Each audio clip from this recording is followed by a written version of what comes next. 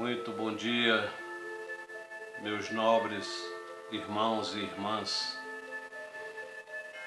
Estamos aqui mais uma vez realizando o nosso trabalho de divulgação dos ensinamentos desta doutrina abençoada dos Espíritos e do Santo Evangelho de nosso Senhor Jesus Cristo, rogando sempre, como fazemos, ao coração querido de nossa Mãe Santíssima, que nos concede esta oportunidade de podermos divulgar ensinamentos tão sublimes para a nossa vida. Agradecemos a ela sempre por todas as bênçãos que temos recebido. O nosso vídeo de hoje é o de número 51 da nossa série e tem como título A Indulgência. O reformador da Federação Espírita Brasileira publicou em maio de 1998 um artigo de Paulo de Tarso Santiago, publicado na sua editora no Rio de Janeiro. Entre aspas, ele inicia: quem de vós estiver sem pecado, seja o primeiro a lançar-lhe uma pedra. Fecha aspas, é o ensinamento de Jesus, registrado por João no capítulo 8, versículo 7. E começa o Paulo de Tarso. Uma das características nefastas que graçam nas comunidades humanas é a maledicência. É sintoma de inferioridade espiritual e sinaliza a presença no coração do homem de sentimentos opostos ao amor e à misericórdia. Em conluio com a crítica acerba e impiedosa, pode destruir um ser humano ao colocá-lo perante a opinião pública em situações muitas vezes vexatórias ou insustentáveis. Há pessoas que passam a vida a perscrutar os defeitos alheios e a divulgá-los de forma furtiva ou ostensiva. Por vezes, sentem mesmo prazer em fazê-lo. É o caminho que encontram para satisfazer o inconfessável desejo de rebaixar o próximo ao nível em que se situam. As consequências concretas sobre a pessoa atingida podem depender dos processos empregados, que variam desde o mexerico e o diz que me diz que, até o uso dos meios de comunicação de massa. E é importante ressaltar que, mesmo sendo verídico o que se divulga, a única justificativa para fazê-lo seria a sincera intenção de contribuir para o bem social. Ainda assim, devem prevalecer a transparência, a sinceridade e a lealdade. Há que se distinguir com clareza a difamação e a crítica despudorada, cujos objetivos sempre são de ordem inferior, da crítica construtiva, do direito e do dever de cada cidadão em participar das transformações positivas da sociedade humana. Para dar maior consistência a essas ideias, socorremo-nos, como frequentemente o fazemos, do supremo modelo para a humanidade, Jesus de Nazaré, o Cristo de Deus. Durante os 3 anos de sua pregação, ele deixou a semente que viria a revolucionar a ética comportamental e as relações humanas.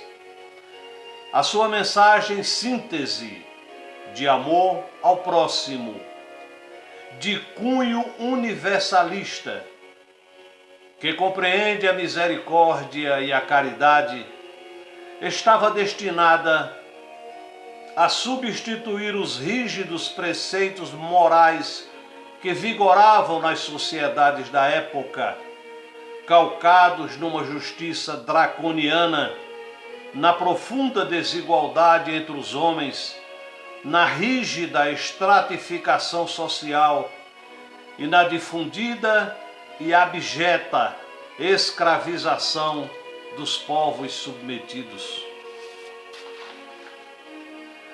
O amor entre os homens induz a atitudes de indulgência e de tolerância, porque gera a percepção íntima de que as imperfeições são ainda parte integrante da condição humana. Jesus procurou enfatizar a importância de tais atitudes como fatores contributivos à concórdia e à paz. Ele também condenava duramente a hipocrisia, parceira frequente da intolerância, e por diversas vezes deixou isso patente ao se dirigir aos escribas e fariseus. A passagem em epígrafe transcrita do Evangelho de João deixa claro o pensamento do Mestre no que tange à indulgência. Vale a pena reproduzi-la na íntegra. Abre aspas. Entretanto, os escribas e os fariseus trouxeram-lhe uma mulher apanhada em adultério e depois de a colocarem no meio, disseram-lhe: Mestre, esta mulher foi apanhada em flagrante adultério. Ora, Moisés, na lei, manda-nos apedrejar tais mulheres. E tu, que dizes? Isto diziam eles para lhe armarem uma cilada, a fim de terem de que o acusar. Mas Jesus, inclinando-se, pôs-se a escrever no chão com o dedo. Como persistissem em interrogá-lo, ergueu-se e disse-lhes: Quem de vós estiver sem pecado, seja o primeiro a lançar-lhe uma pedra. E, inclinando-se novamente, recomeçou a escrever no chão. Eles, porém, quando isto ouviram, foram saindo um, a começar pelos mais velhos. Ficou só Jesus com a mulher, que continuava ali no meio. Jesus ergueu-se e disse-lhe: Mulher, onde estão eles? Ninguém te condenou? Ela respondeu: Ninguém, Senhor. Nem eu te condeno. Volveu-lhe Jesus: Vai e doravante não tornes a pecar. Fecha aspas. Observe-se que, a título de curiosidade, o evangelista refere que Jesus, por 2 vezes, pôs-se a escrever no chão com o dedo, o que é no mínimo intrigante. O que escrevia o mestre naquela ocasião? Será que ele traçava rabiscos a esmo? Pode-se supor muita coisa a respeito. Há interpretações no sentido de que Jesus escrevia na areia a lista de pecados e imperfeições atinentes aos escribas e fariseus ali presentes naquele momento. é uma hipótese bastante razoável e que se harmoniza perfeitamente com o diálogo ocorrido. O que há de sublime em tudo isto, o que foi exposto aqui, é a lição de indulgência e de tolerância deixada, não só aos contemporâneos, mas também às gerações futuras. Mesmo ele, espírito angélico, guia e modelo da humanidade, eximiu-se de condenar a adúltera. Como então poderiam condená-la aqueles homens, ainda dominados pelo orgulho, pela vaidade, pelo egoísmo e pela impiedade? Note-se que Jesus recomendou àquela mulher que não tornasse a pecar, demonstrando com isso não ser conivente e nem tolerante com o pecado. Era, porém, indulgente com o pecador que, em última análise, é criatura de Deus em luta acirrada contra si mesmo, em busca do aperfeiçoamento espiritual.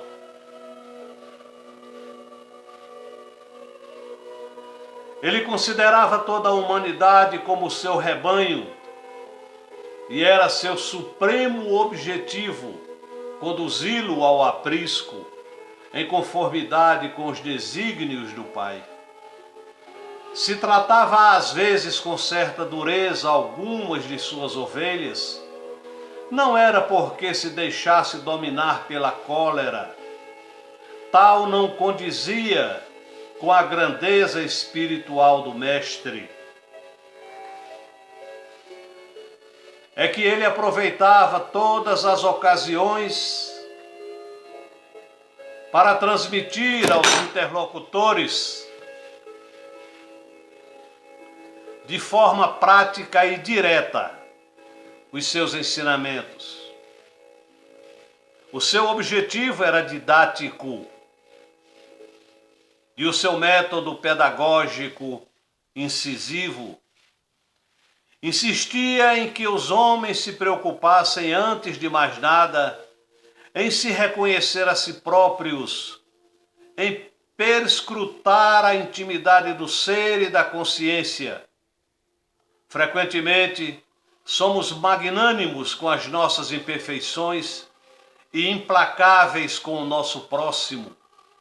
Fazemos uma falsa imagem de nós mesmos, realçando as virtudes e minimizando os vícios.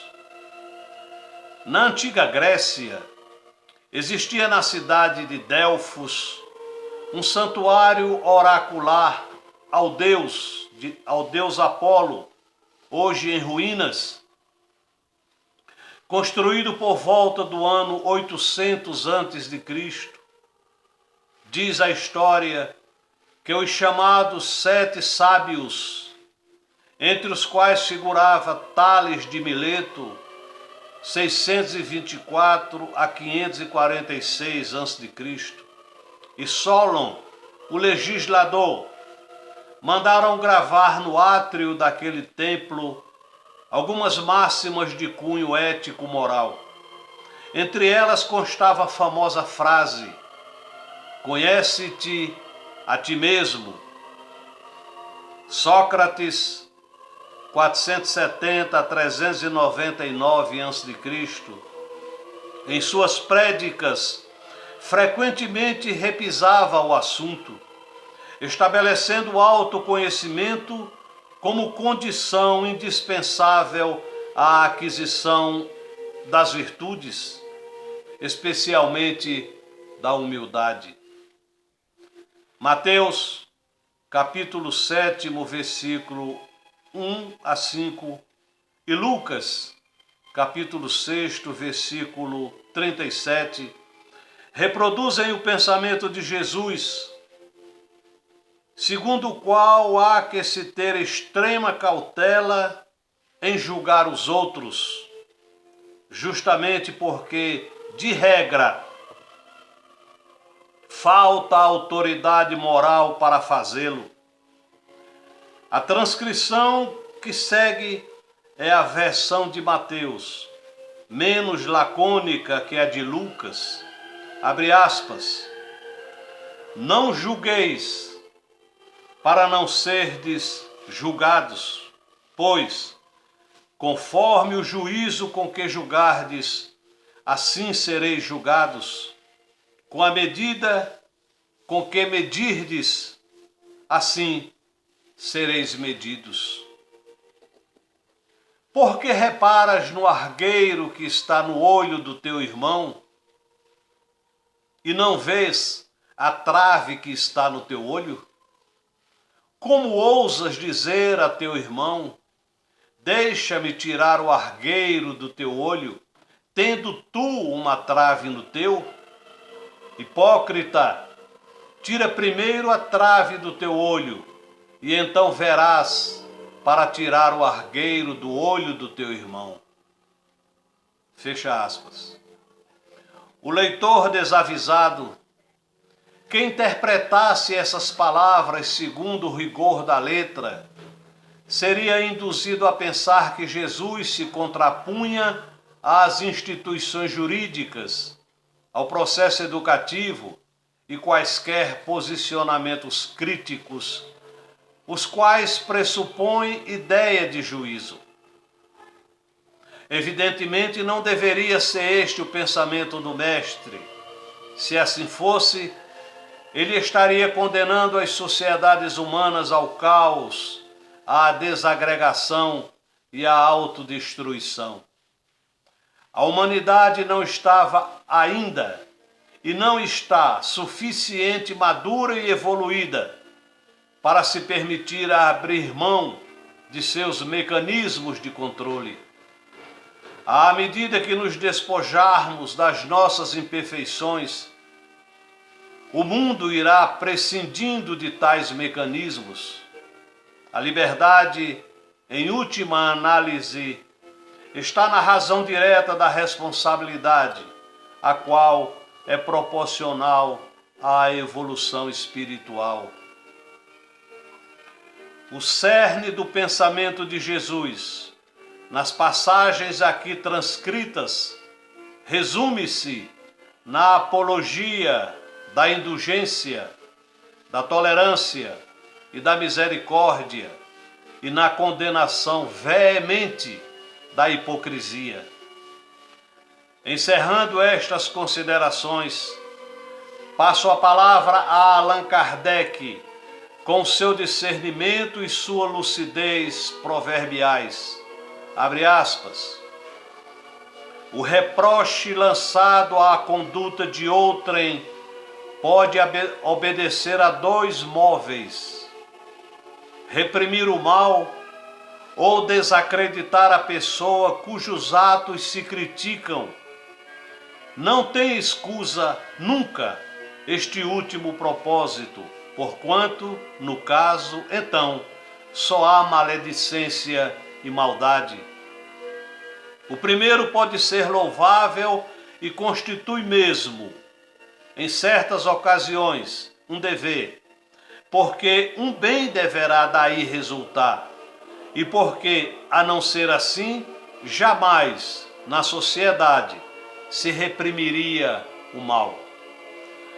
Não é possível que Jesus haja proibido se profligue o mal, uma vez que ele próprio nos deu o exemplo, tendo-o feito até em termos enérgicos.